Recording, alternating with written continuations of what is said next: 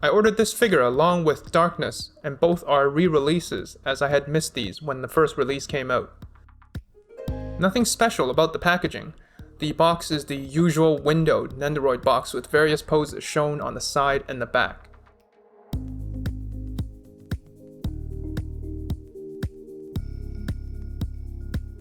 One thing I found interesting is that usually most of the accessories are on display through the window, but with Aqua, a lot of the hands and small accessories were just in a small bag hidden underneath the inner clamshell.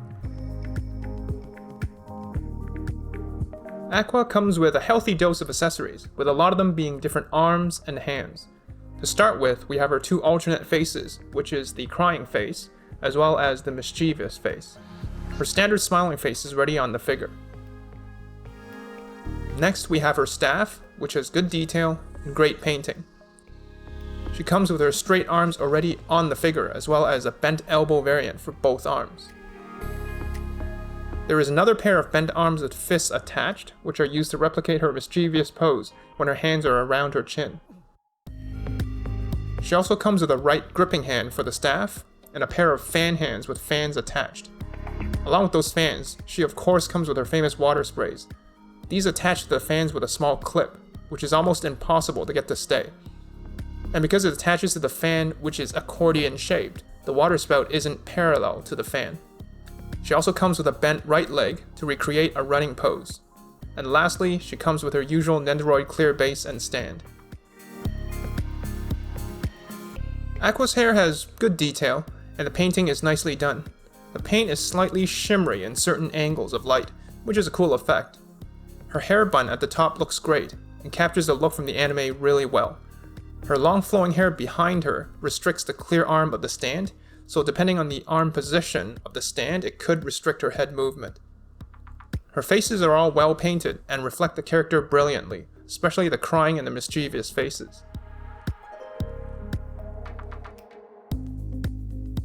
Her top looks nice from afar, but if you get up closer, the painting isn't very precise and there are lots of small oversprays all over.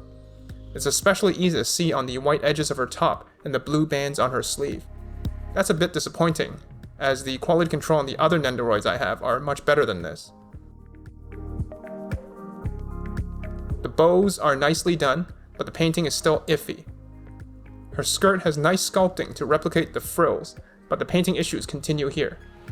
The bottom part of her skirt is a clear light purple piece, which does a great job of replicating the sheer edges of her skirt.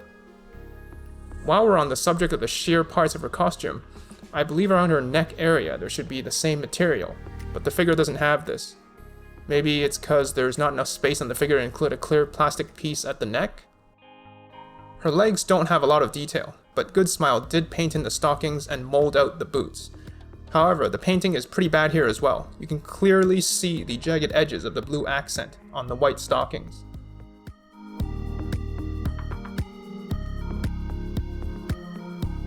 Her head is on a ball joint with great rotation while off the base, but attached to that base, her long hair will hit the stand arm, which will restrict the motion quite a bit. Her head can go up quite a bit, but down only a little bit.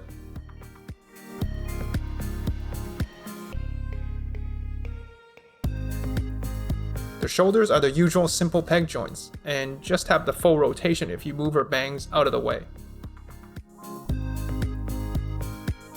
The bicep are also peg joints and can swivel 360 degrees.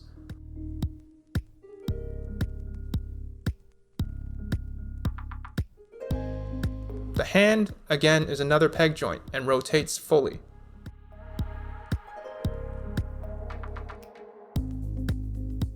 The waist is also on a peg joint, but the rotation is very minimal. I think this is a design issue. Maybe the skirt is somehow being caught on the top piece. Her legs are on ball joints, but true to Nendoroid fashion, the joint is pretty stiff. Her legs can kick backwards only a little bit, but can kick forward a lot more. At least rotation of the legs is pretty good, with it being able to rotate inward and outward more than enough for poses. Her running right leg can't kick forward or backward very much, but it can do a full 360 degree rotation, which is kind of useless.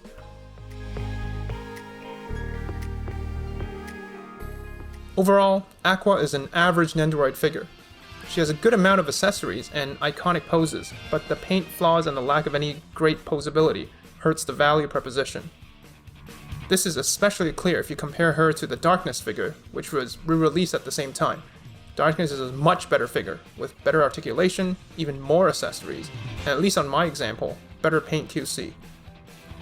I would really recommend this figure only for fans of Konosuba or Aqua.